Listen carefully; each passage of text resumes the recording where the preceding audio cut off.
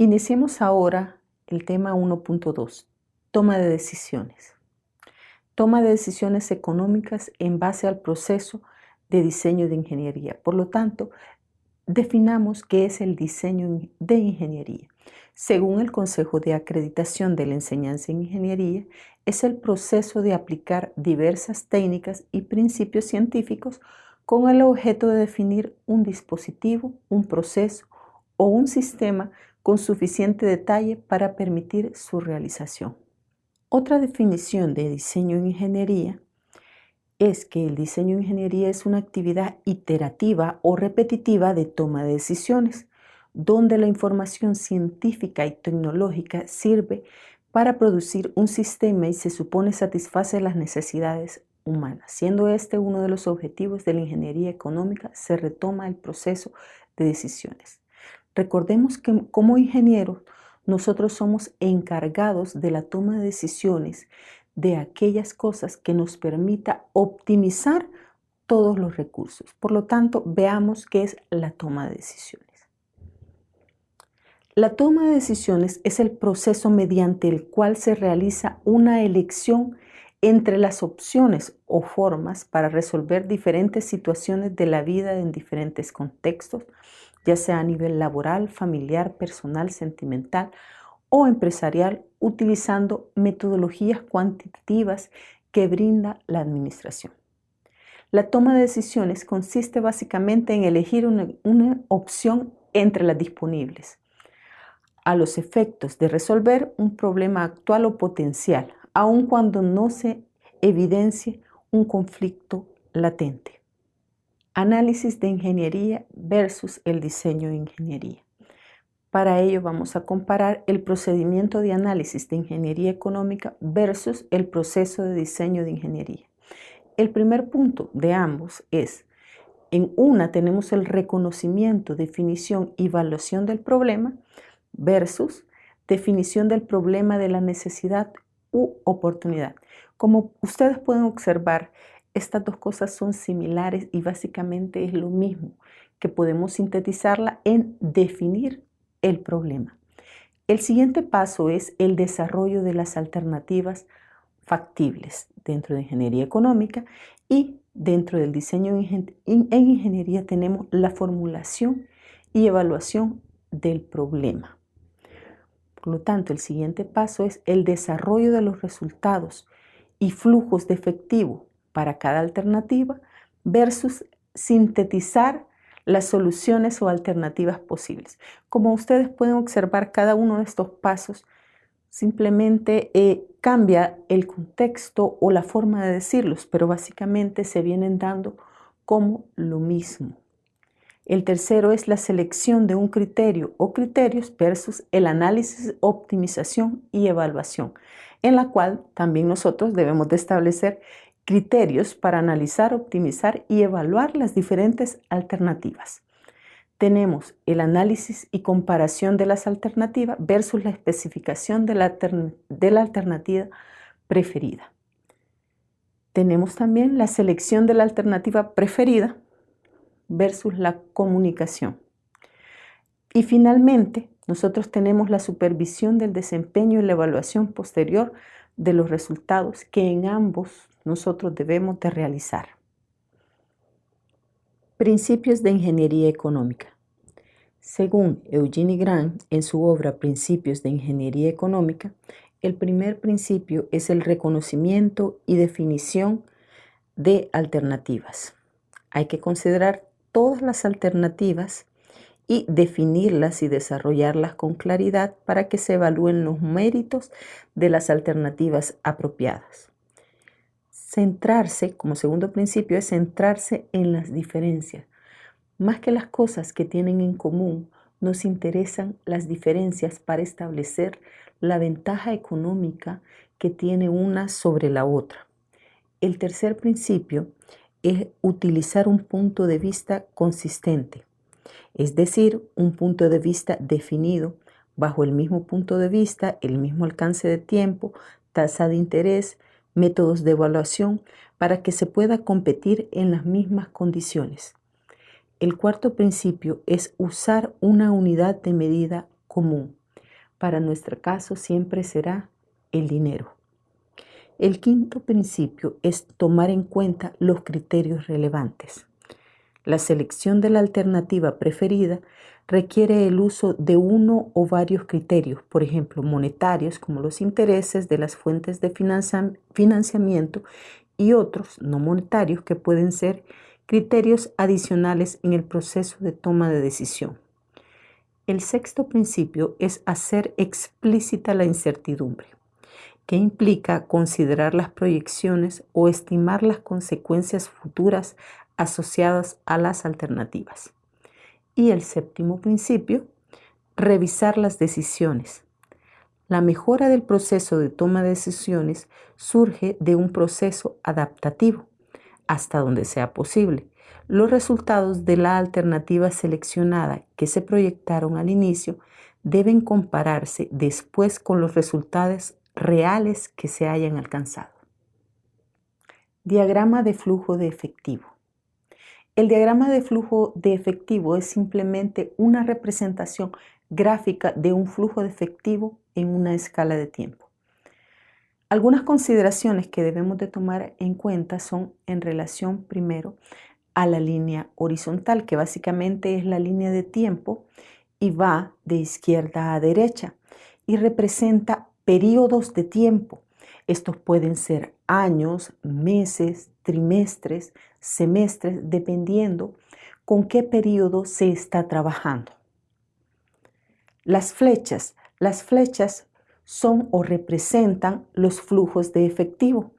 Y si éstas salen de la línea horizontal, que básicamente esta línea es la línea de tiempo, están diciendo que son salidas o flujos negativos, son salidas de efectivo, ya estén abajo o arriba de la línea.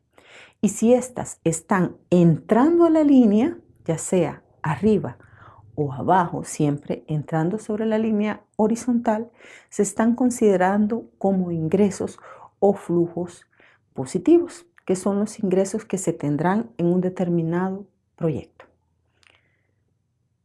El diagrama de efectivo. Hay que considerar que en este diagrama tiene que ser consistente a un punto de vista definido, ya sea el prestatario o el prestamista. Los periodos de interés en la escala. Estos nos van a ser representados por la tasa por periodo. Y asimismo esta tasa por periodo nos va a dar la pauta para nosotros conocer cuál va a ser los periodos que nosotros vamos a utilizar en nuestra línea de tiempo o en nuestra línea horizontal, como dice al inicio. El alcance del diagrama en cuanto a tiempo. Debemos de estar conscientes que este alcance debe de ser aquel que optimice todos los recursos, por lo tanto, este nos debe dar la maximización de las ganancias. Algunos elementos del diagrama de flujo de efectivo. Tenemos, para que ustedes lo vean más gráficamente, la línea de tiempo. Ahí lo tenemos en este caso en años, como les había mencionado. Esta puede ser otro tipo de periodo de tiempo, pueden ser semestres, trimestres, pues lo que nos representa esta línea simplemente es un periodo de tiempo. En este caso hay 10 periodos de tiempo, para el caso años. Otro es la inversión inicial, que considerándolo desde el punto de vista del inversionista va a ser una salida de efectivo. Los costos operativos o los egresos. Como ustedes pueden ver, las flechas, ya sea abajo o arriba de la línea de tiempo, salen de esta. Por lo tanto, son considerados como las flechas salientes de la línea de tiempo, como los costos operativos o los egresos del proyecto. Los ingresos son todas aquellas flechas que entran en la línea de tiempo, ya sea desde arriba o desde abajo. El valor de recuperación, como antes lo mencioné, es el valor que se da al final del proyecto. Es por la venta de este proyecto, de esta maquinaria o lo que nosotros estemos evaluando. También tenemos, cosa muy importante, la tasa por periodo, que básicamente es la que nos define el periodo de tiempo en el que nosotros vamos a trabajar. Por ejemplo, la tasa que nos dan es una tasa anual, por lo que el periodo en que nosotros vamos a trabajar es en años. Y a esto es lo que nosotros llamamos diagrama de flujo de efectivo. Inicio y fin de un periodo de tiempo. Esto es bastante importante porque cuando nosotros tenemos el periodo de tiempo, tendemos a confundir dónde inicia y dónde termina uno. Así nosotros tenemos el primer año, que como cuando nosotros decimos el 1 de enero inicia un año y el 31 de diciembre finaliza. Por lo tanto, pero estamos en el año 1. Todo este es el año 1.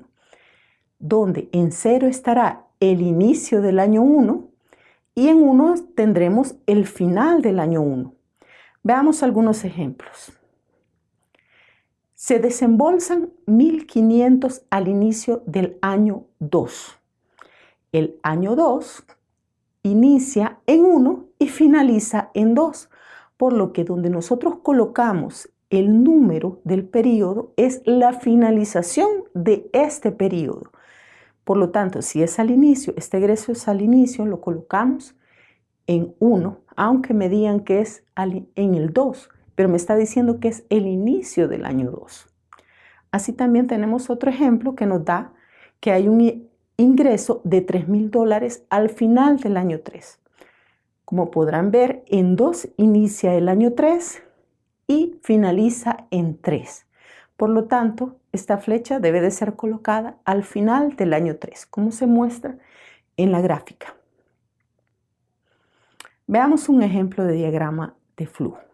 Antes de evaluar los méritos económicos de una propuesta de inversión, la compañía Beta insiste que su ingeniero desarrolle un diagrama de flujo de efectivo de la propuesta, presentándole la siguiente información.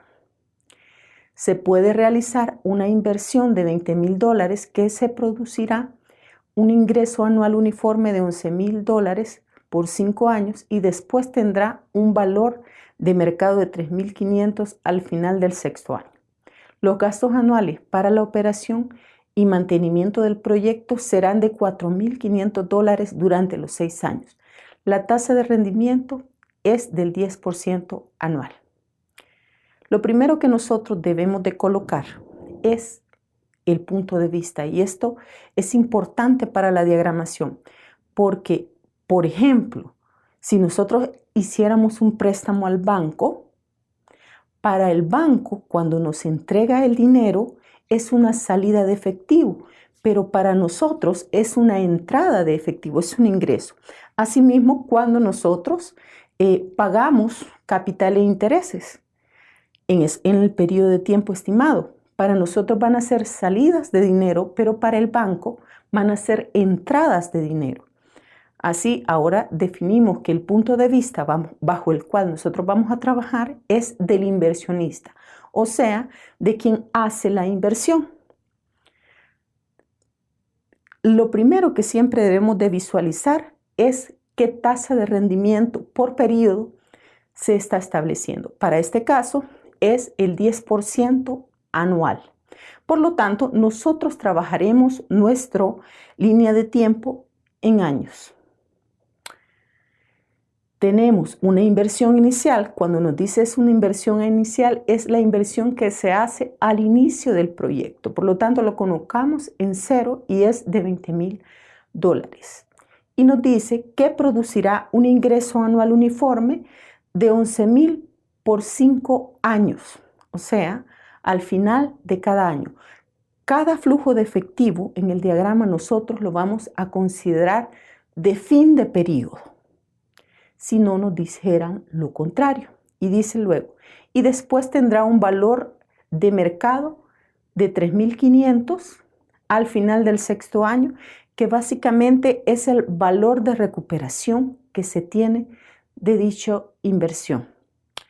Nos dice, los gastos anuales para la operación y mantenimiento del proyecto serán de 4.500 durante los 6 años. Significa que cada año, durante 6 años, al final de cada año, nosotros consideramos las salidas o los egresos de los $4,000.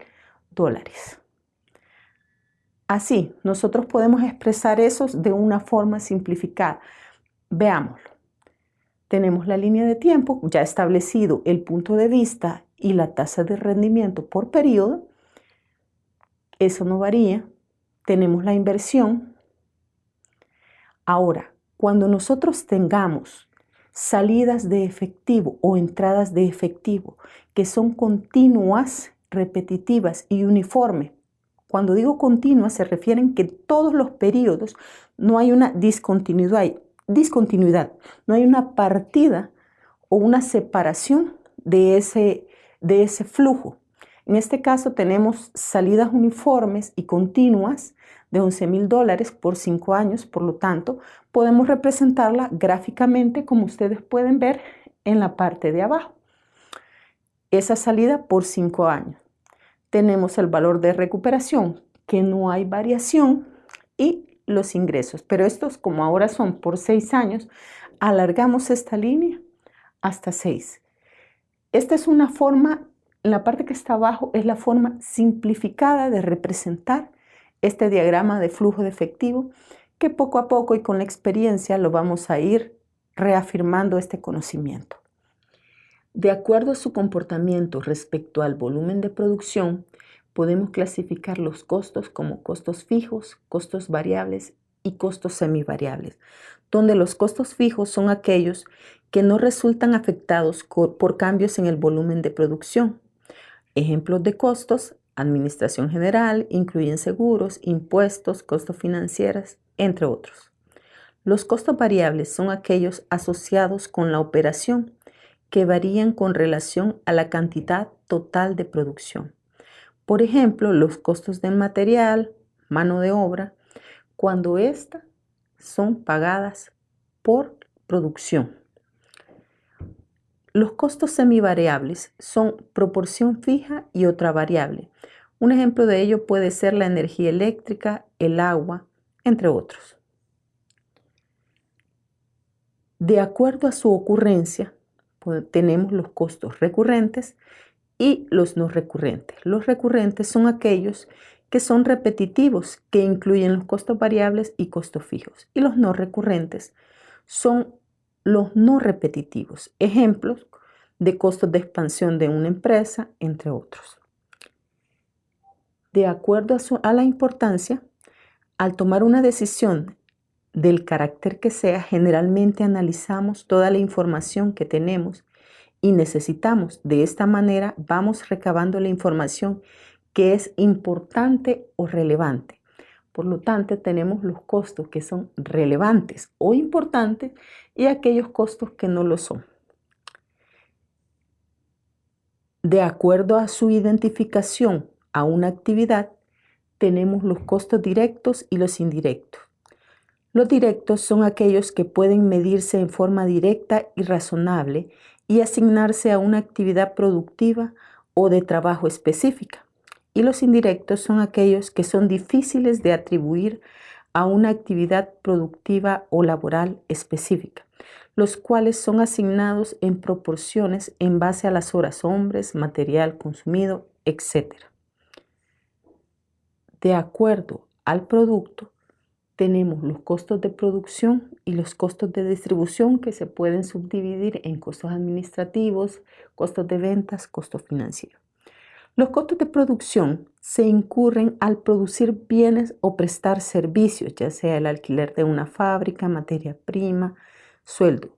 Los mismos pueden dividirse en dos grandes grupos, como costos fijos o variables. Y los costos de distribución son los desembolsos en que se incurre un productor para hacer llegar sus productos desde la planta de fabricación hasta el lugar en que son adquiridos. Y estos pueden ser los administrativos, los costos de venta o los costos financieros. Y finalmente tenemos, de acuerdo al tipo de análisis, tenemos un análisis parcial, un análisis total y un análisis incremental. Un análisis total es el que todos conocemos, que incluye el todo. En un análisis parcial implica solamente un análisis de una parte del total que tenemos, pero cuando nosotros hablamos de un análisis incremental, estamos hablando que nos ayuda para la toma de decisiones mediante la evaluación del impacto de cambios pequeños o marginales. Todas estas definiciones que hemos dado son cosas que nosotros debemos de conocer previamente, porque en los análisis todos estos términos serán mencionados y si nosotros no comprendemos el significado, nos será difícil poder hacer el análisis pertinente. Con esto damos por terminada nuestra clase y lo veo en la próxima.